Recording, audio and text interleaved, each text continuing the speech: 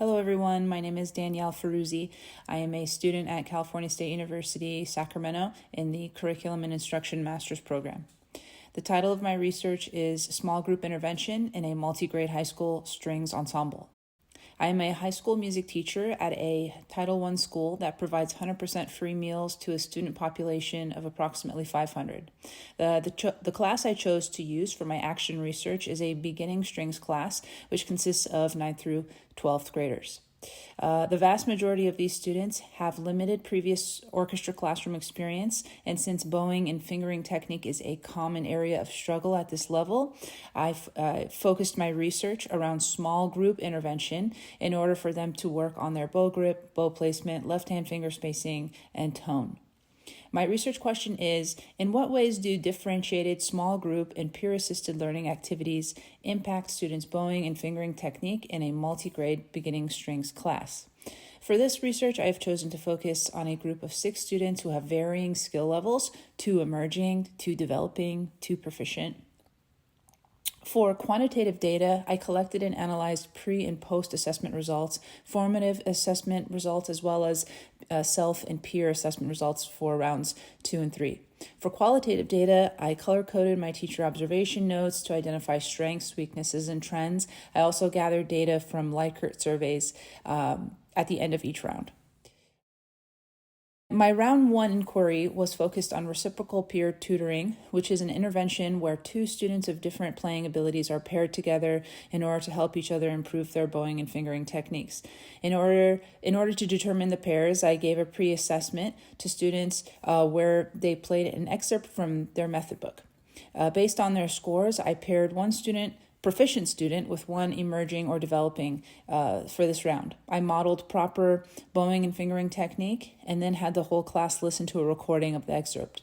Then I distributed the 4-point rubric and asked students to use that in order to guide them through their practice session. Finally, I conducted a post-assessment using the same 4-point rubric and then had them complete a Likert survey. My round 2 inquiry was focused on small groups of 4 to 5 students per grouping. I put students together who were at the same ability level based off of the post-assessment results from round 1. After modeling proper bowing and fingering technique for their next excerpt, I walked through the new resources and instructional tools they'd be using. This included a mirror in order for them to check their bowing placement, a tuner to check their pitch accuracy, a reference video of the excerpt for each group, and a guide sheet of suggestions, questions to aid with workflow. After students rehearsed together, they were asked to complete a peer assessment using the 4-point rubric. On a different day, I administered a formative playing assessment using the same rubric, followed by a Likert survey, for students to share their experiences. For round 3, I placed students in slightly larger groups of 67 people. This time, I grouped students by varying skill level based off of the results from the formative assessments in round 2.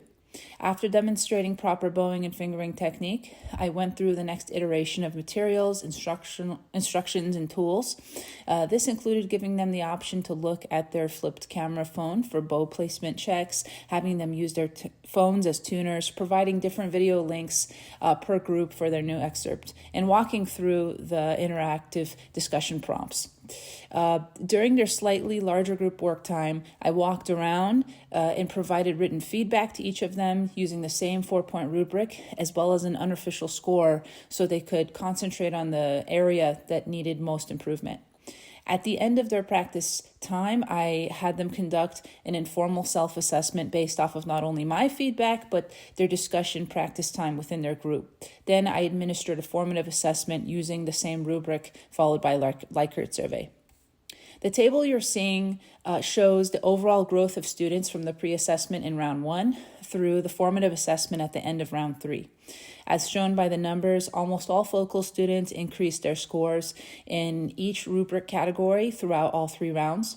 Only 2, one proficient and one emerging, decreased their scores by half a point due to poor attendance or having very long nails, which makes playing a string instrument very difficult. Hence, these are the outliers. All the other students' growth shows that the small group intervention was successful. Overall, incorporating students' use of rubrics as a way for them to gauge their bowing and fingering progress during small group interventions was an impactful component as long as it was structured with guidelines. The added use of technology aided each intervention as students moved into larger, more diverse groups. I also found that having the comfort of someone who is of similar competency, as well as having the option to work with a proficient student, can support them in improving their skills. Based on the project findings, my future teaching will include 4-point rubric for small group work, as well as assessments, providing discussion prompts, and allowing students to use tech tools such as a flipped camera phone to check bow placement and a tuner app. Thank you for watching my video. Please check out my portfolio at the link below.